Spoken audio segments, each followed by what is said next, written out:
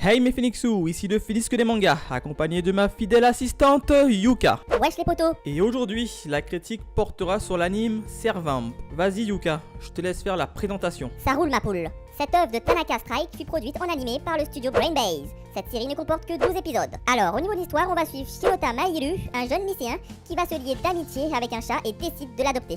En réalité, il ne s'agit pas d'un chat ordinaire mais d'un servamp, ayant la faculté d'apparaître sous forme d'un vampire. Notre jeune lycéen se retrouvera donc mêlé dans un conflit sanglant mêlant vampire et humain.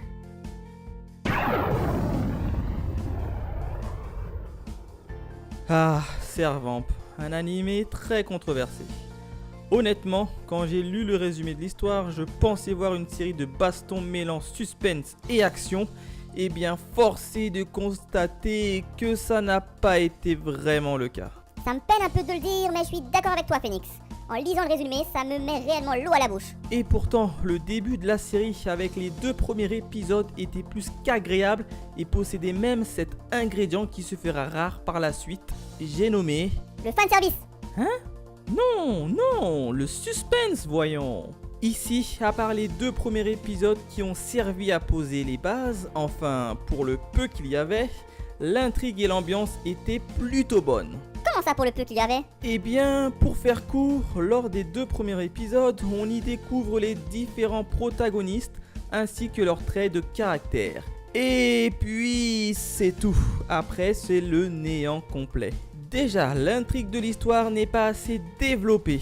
À ce jour, je n'ai toujours pas compris les réelles motivations de l'anti-héros. Autre point contraignant, c'est l'ambiance, ou plutôt l'univers de la série, qui est assez mal conçu, je dois dire. Au départ, ça partait sur un survival game classique avec une touche de samouraï, sans oublier l'ambiance glauque de vampire. Eh bien, ce mélange de tous ces ingrédients a été très mal géré. Ah oui, si l'univers est très moyen, qu'en est-il des personnages alors? Eh bien, c'est pour moi le plus gros point noir de l'animé. Je les ai trouvés tous vides et sans aucun charisme. La faute sans doute à une évolution de personnages mal gérés. Prenons le héros principal par exemple. Ah oui, Shirota Mahiru, celui qui a adopté le chat. Oui, celui-ci même. Durant toute la série, je l'ai trouvé trop simplet et qu'il subissait trop les événements de l'histoire.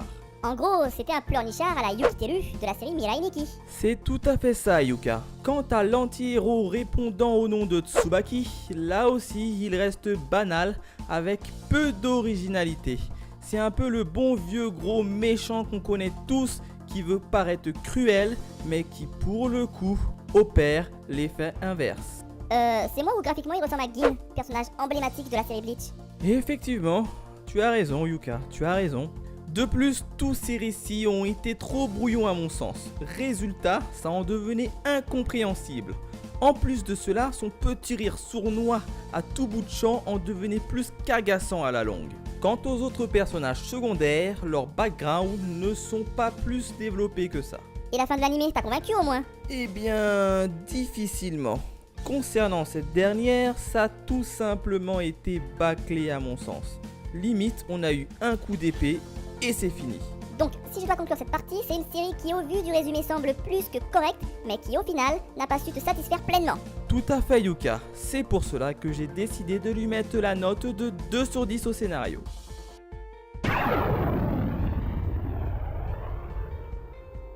Bon, et concernant le graphisme, au vu des aperçus, ça a l'air pas mal, non? Eh bien oui, niveau graphisme, il y a quand même du bon. Les graphismes des personnages restent bien faits dans l'ensemble et l'animation reste fluide et assez sombre pour les moments dark.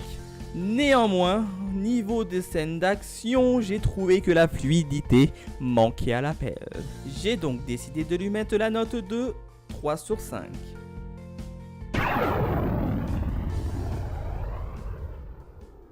Bon, passons à la bande son Phoenix. Tu en penses quoi?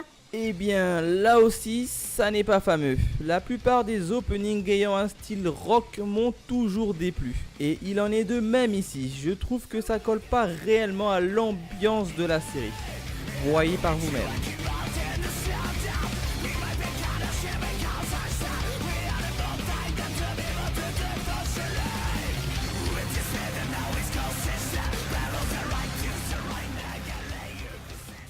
L'ending contraste totalement avec l'opening.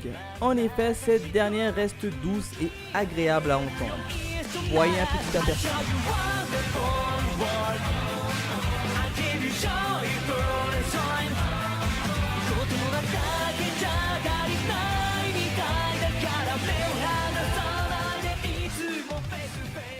Enfin, concernant les OST, ils sont tout simplement inexistants.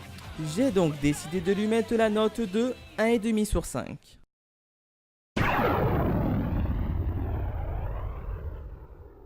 Alors pour résumer cette série, elle ne possède quasiment aucun point positif si ce n'est qu'un début correct et un ending sublime. A l'inverse, pour les points négatifs, il y a un univers mal exploité, des personnages non attachants, des répliques entre personnages incompréhensibles, peu de background pour la majorité des personnages, un graphisme essoufflé lors des scènes d'action et l'opening et OST plus que moyen, ce qui fait une note de 2 sur 10 au scénario, 3 sur 5 au caractère design, 1,5 sur 5 à la bande son. L'animé Servamp obtient une note décevante de 5,5 sur 20.